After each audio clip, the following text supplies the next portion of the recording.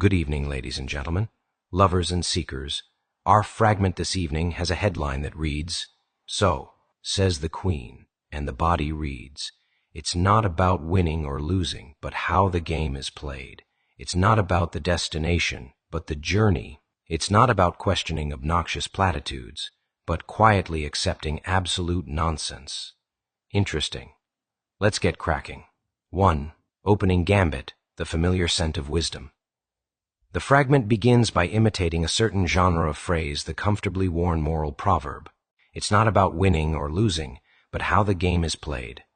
We've heard this countless times from coaches, parents, commencement speakers, and the occasional politician trying to soften a loss. It appeals to dignity, sportsmanship, and the idea that life is bigger than scorekeeping. The syntax is crisp, the rhythm symmetrical. It's so embedded in the cultural ear that it passes without resistance. Then comes the next, "It's not about the destination, but the journey." Another one so familiar it's almost reflexive to nod. It sounds ancient, even though its widespread use in English is modern. It's meant to nudge us toward present moment awareness, toward valuing process over result. At this point, the fragment's voice appears benevolent, worldly, wise, perhaps a little maternal, a queen dispensing maxims to her subjects. No alarms yet. The audience is lulled. 2.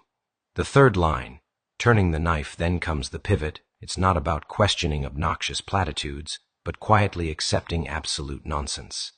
This is where the Queen's gentle counsel suddenly reveals its teeth. The third sentence doesn't just break the pattern, it exposes the pattern. It shows the first two statements for what they are, platitudes, overused, underexamined, endlessly repeated until they calcify into unquestioned truth. The structure is identical. It's not about X, but Y, yet now the content is acidic. It mocks the very cadence it uses. The effect is jarring. The reader realizes they've been set up. 3. Why this works. Rhythm as rhetorical bait. The first two sentences serve as bait. They work because they engage the brain's pattern recognition system and the comfort of rhythm. We expect a third in the same tone, a neat rule of three, a final little bow on the package. Instead, the third is a linguistic trap door. This technique is ancient. In rhetoric, it's a form of paralipsis inversion. You say something in a structure that has been primed for one effect, then deliver a payload that undoes the comfort and forces reevaluation. 4. The Queen's voice. Authority and satire. The headline, "So says the Queen," adds a layer of authority. It suggests an edict, a decree. In historical monarchies, the Queen's word is final, not up for debate. In satire, however, the Queen often stands for the voice of condescension, someone who dispenses advice not for your benefit, but to preserve her own order. This makes the fragment doubly cutting. The Queen here gives you two socially acceptable wisdoms, then reveals, by her own words, that her true message is submission, don't question, accept nonsense. The satire isn't just aimed at the platitudes themselves. It's aimed at the cultural habit of swallowing them whole because they come from an authoritative voice. 5. The rock band Queen. The Game Now, the sly reference to Queen's song Play the Game 1980, enriches the reading. In that track, Freddie Mercury sings, "Open up your mind and let me step inside." The song is about the vulnerability and trust required in love, framed as playing the game. But the game in the song isn't about deceit. It's about participation, letting yourself be part of something with risk. In this fragment, the game could be the whole charade of platitudes. The Queen here might be the one who says, "Open up your mind," not to liberate you, but to install pre-approved phrases into your mental operating system. The juxtaposition is delicious. In the song, "Play the Game" is an invitation to authentic risk. In the fragment, "How the Game is Played" is code for following the script. 6. The fragility of platitudes. Platitudes often contain some truth. How you play really can matter more than winning. The journey often does matter more than the destination. But when they're repeated without thought, they become shields against complexity. They discourage actual engagement. For example, if you're losing badly, "It's how the game is played" might be a comfort. But it can also be used by those in power to pacify the defeated. Don't think about winning. Think about behaving well in your loss. If you're suffering through a journey, "It's about the journey" can sound hollow, especially when the speaker is not the one traveling. The third sentence in the fragment nails this hypocrisy. Platitudes, when unexamined, become nonsense in disguise, and the system benefits when you quietly accept them. 7. The Queen's game. Power through politeness. Monarchies, corporations, religions, political machines, many of them thrive not through constant violence but through the quiet enforcement of politeness. Platitudes are their perfect weapons, non-threatening on the surface, but designed to keep you in line. When the Queen says, it's not about questioning obnoxious platitudes, but quietly accepting absolute nonsense, she's giving the final lesson. Your role is not to challenge my wisdom. Your role is to receive it with gratitude. This is the same mechanism by which citizens in an absolute monarchy might smile at decrees that serve only the crown, or employees might nod through motivational posters while knowing the system is exploitative. 8. How the fragment disarms the reader.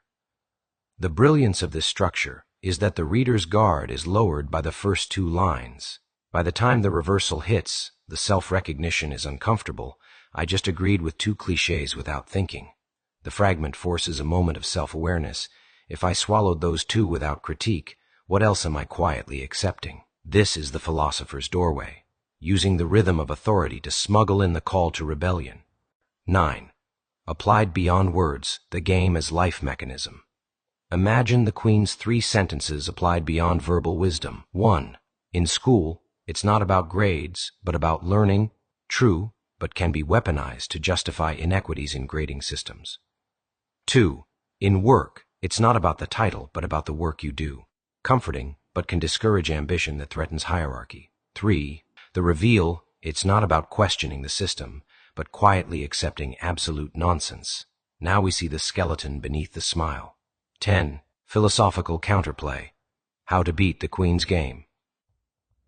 If the Queen's decree is meant to pacify, the counter-move is Socratic. Ask what the platitude actually means in context. Is it being used to encourage deeper engagement, or to shut down inquiry? The philosopher's task is to separate the living wisdom from the embalmed phrase. When Freddie Mercury sings, "Play the game, everybody play the game," it's an invitation to step into the risk. When the Queen says how the game is played in this fragment, it's more like, play it my way or not at all. 11.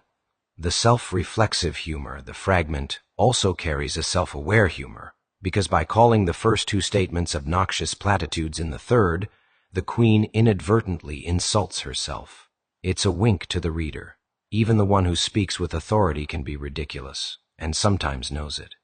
It's the kind of humor where the last line makes you go back and reread the first 2, now tinged with irony. 12. The psychological sting.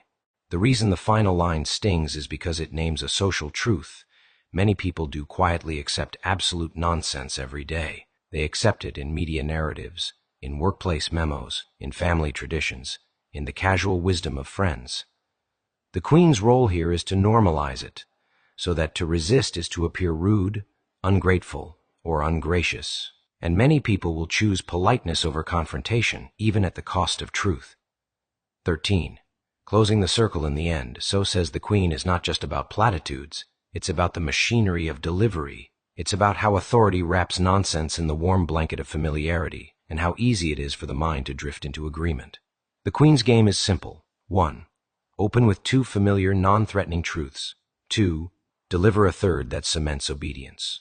3. Rely on rhythm and authority to bypass skepticism. The philosopher's counter-game is equally simple. 1. Notice the repetition. 2. Question the source. 3. Refuse to accept nonsense quietly,